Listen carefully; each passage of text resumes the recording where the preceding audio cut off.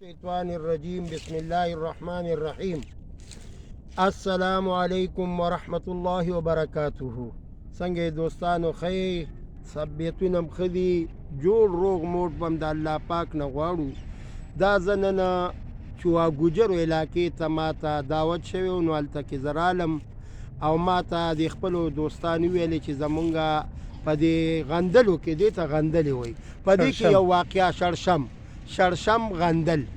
په دې شړشم غندلو کې موږ ته د حضرت بلال رضی الله تعالی عنہ واقعه مختصر غونتی ذکر کا، ځکه چې ما ته د 400 اړې نه شاته عبدالرحمن او داغه بچی چې داغه نوم دی حنزله او داسې د ګلبهار نمبر 4 نه ما ته رحمان الله او نور زما دوستانو دا ویډیو چې چا کتلی د نو هغې ما ته کال کړی دی د بلال صاحب واقعه غوښتې ده.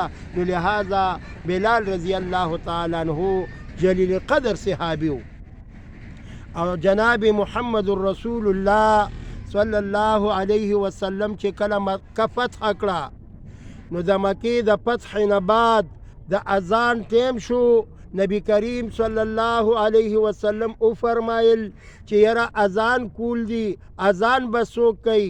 حضرت بلال رضی الله تعالی عنہ هغه یو طرف ته ولاړ دی او ټول صحابه کرام په حضرت بلال رضی الله تعالی عنہ پسې ګرځېده.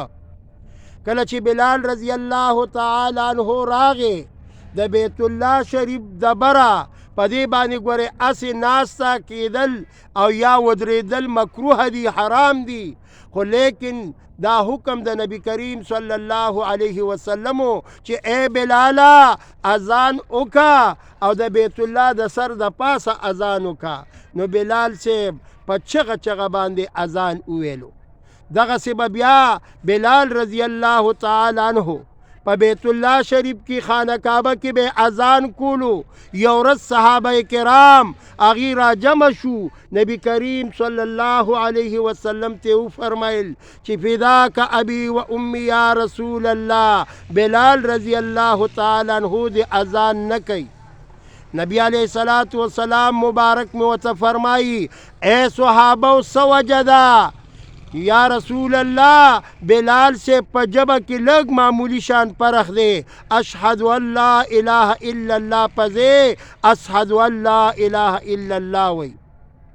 د ځوانو جهانو سردار محمد رسول الله یو صحابي ودرولو ورته وی اے صحابي په چغه باندې اذان وکای. چې کله اذان وشو نو رب العالمین تپوس کوي د برنا، رب العالمین تپوس کئی وی گفت پہ حاطف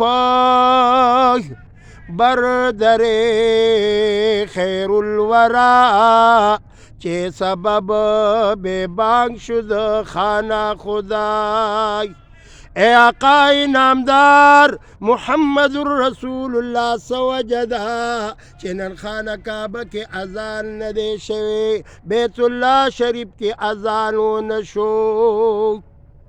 دزوارو جانو سردار محمد رسول اللہ ورت فرمائی وی گفت اذان شد بمروز شور و زور راحت مسلی شیطان نفوس.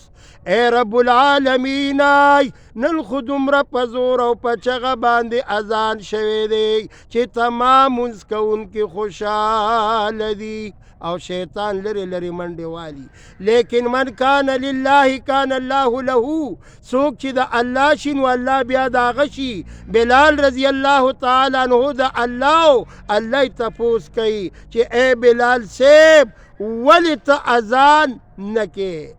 نو د بلال صاحب تپوس رب العالمین او فرمایله چې اے محبوبه څه وجه ده چې نن خانه کعبه کې اذان نه دی شوی؟ نو دا واقعه د بلال رضی الله تعالی عنہ واقعه بل پیره کې که بیا ټیم نو انشاءالله پوره ویډیو به زه تاسو ته درلیږم.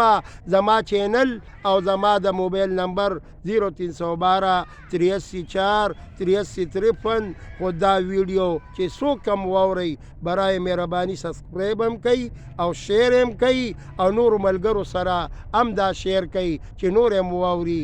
وصلی الله تعالی علی خیر.